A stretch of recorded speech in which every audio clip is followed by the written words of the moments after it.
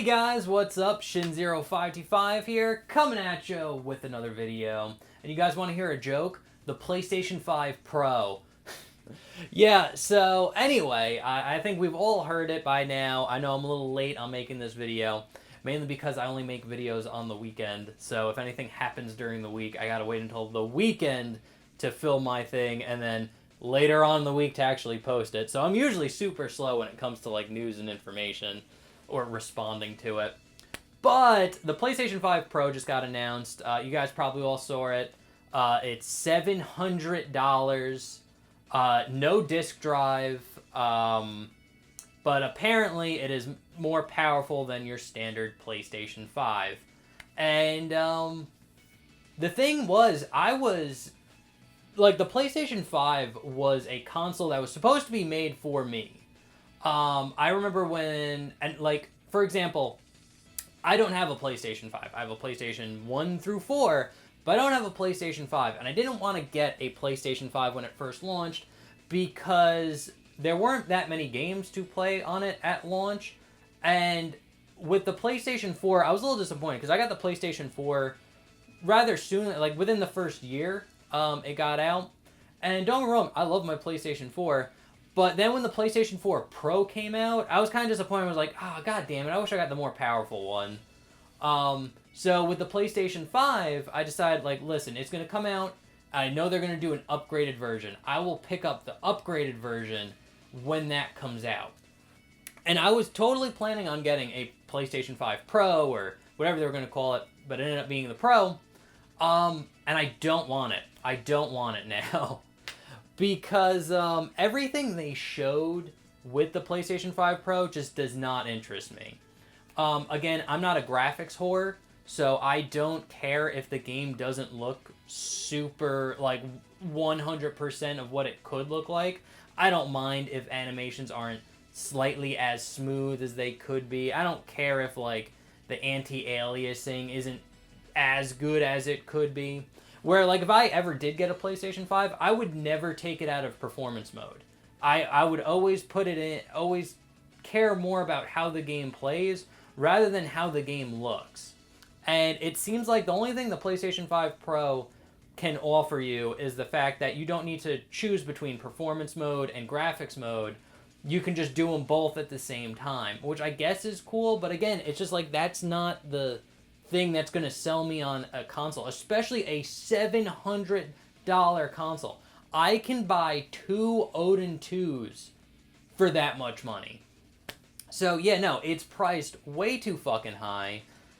There's really no reason to buy it either. Again, it's just the little boost you get in terms of maybe performance and graphics doesn't really justify buying a new system. With the PlayStation 4, there were some games that don't run on the base model of PlayStation 4 well. A good example is the game Dreams. When you play Dreams, it gives you a little warning that says if you're playing this on a normal PlayStation 4, some of the games won't run well. You'd either need a PlayStation 4 Pro or a PlayStation 5 for some of these custom-made games to run.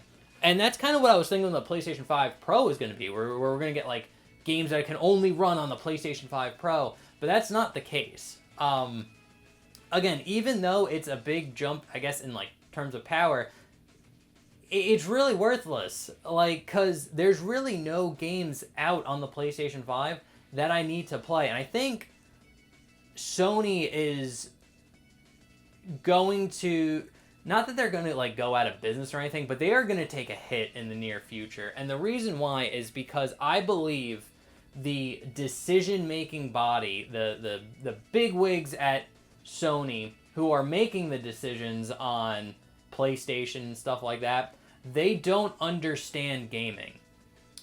Because again, you see what they're prioritizing. With the PlayStation 5 Pro, they believe that what makes a good game is super hyper-realistic graphics and frame rates. That's what they think, oh, this is what makes gaming gaming. And it's just no, it's not the power of a console that people like. It's the software that goes with it.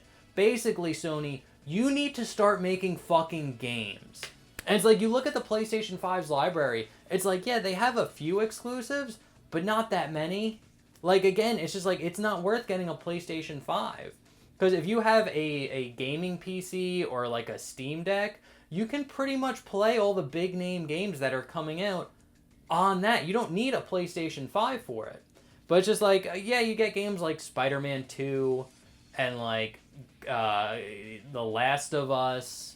I'm trying to think what other games are still... Oh, Final Fantasy VII Rebirth. Like, right now, all of those games are still exclusive on the PlayStation 5, but in in a year or two, they're probably going to let them come out on Steam. So again, it's like this timed exclusivity. It's just like, I already have a Steam account. I have a Steam Deck and a GDP Win 4. I'll just wait for these games to come out on Steam. There's no reason for me to buy a PlayStation. And the fact that they don't have the software to go with the hardware, it's going to kick them in the ass. And again, I don't think they realize, like, yeah, guys, you're a joke. Like, really, they should have taken all the cost of developing the PlayStation 5 and all the money it's going to take to market it. They should have taken all of that money and made some new games. And even, like, smaller games. Make a new Ape Escape. Make a new Gravity Rush. Make a new medieval game. Like, you have a bunch of dormant IPs that you just don't access because, and again, the higher up, the decision making at Sony, they don't see value in those games because they're not the hyper realistic movie games that they want to make. And that, again, that mindset is going to drag Sony down. Honestly, I think Nintendo is poised to fucking destroy the PlayStation 5, whatever Xbox is doing, with the Switch too. And again, if Sony doesn't realize, like, listen, stop focusing on the hardware and performance and getting these big blockbuster movie games that look like real life out. Stop that and focus on making diverse other games. Make platformers, make strategy games, make JRPGs. Where the fuck is Dark Cloud 3, dude? Like, fucking focus in on making the games and don't focus on making better hardware. Because again, at the end of the day, you're never gonna beat a gaming PC. It's just a dumb race. Because once you've made the PlayStation 5 Pro and you set, like, these are the specs, something's going to come out on a PC where it's just like, okay, here are the specs of the PlayStation 5, this is what it could do, now here are even better specs. You're never going to win that race. So what really helps you stand out are your game library, and you're not focusing on that. I think that's going to bite Sony in the ass. The PlayStation 5 Pro is a big joke. It's not worth getting. Just get a normal PlayStation 5. And, yeah, that's pretty much it. There's one other thing I want to talk about. Because I was thinking about, like, okay, if the PlayStation 5 Pro were to come out, what would make me want to buy it? And, again, that increase in power is not selling me on it. What would sell me on it is if they made it completely backwards compatible. Where the PlayStation... Have it where, like, the PlayStation 5 Pro, market it as the ultimate PlayStation device. And have it be compatible by making it read PlayStation 1, 2, 3, and 4 games.